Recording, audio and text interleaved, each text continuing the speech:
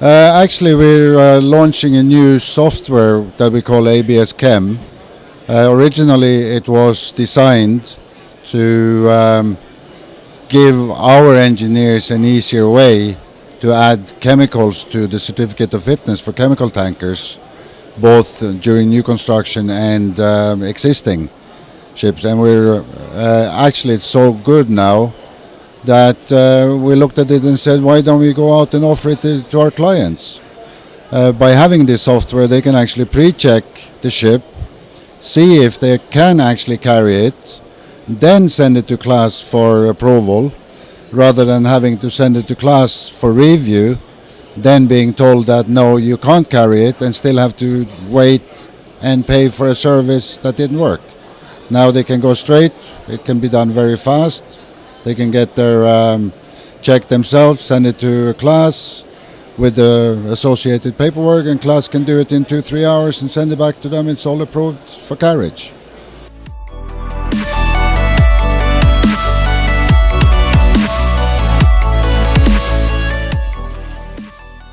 Of course, it will be digital. Everything will be digital. And it's not a question about when, because when I was still sailing back in the late 2000s or 1990s, we already started getting equipment like GPS, DGPS. I came ashore early in 2000. Then ECTIS came on board, different radio communication equipment.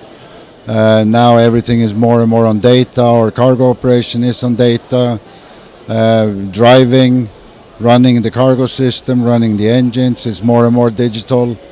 And it will just be more and more of it. And it's not when it's going to happen. It is already happening, and it will just be more and more as the technology improves and people come up with new innovations and new things to add on to the shipping industry.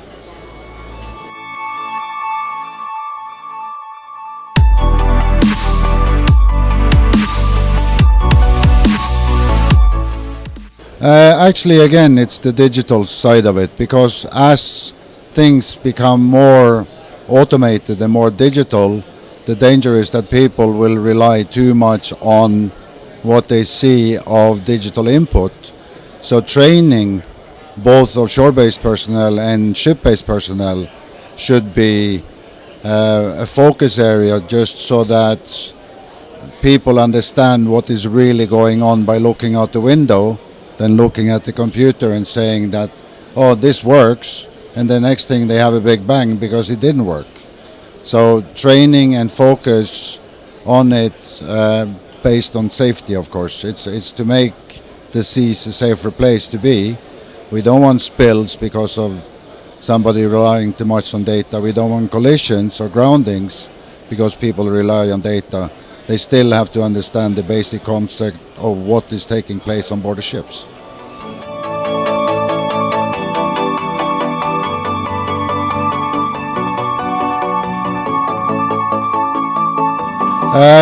I have noticed many times when it comes to class, both when I was working on the other end of the industry, needing class, and now being part of class, is that class is actually supposed to be an asset to the clients, to the owners, not making things harder or more difficult. So it's important that the clients, the owners, managers communicate well with us, tell us what the issues are, seek assistance, and work together with us to come up with a solution that serves everybody.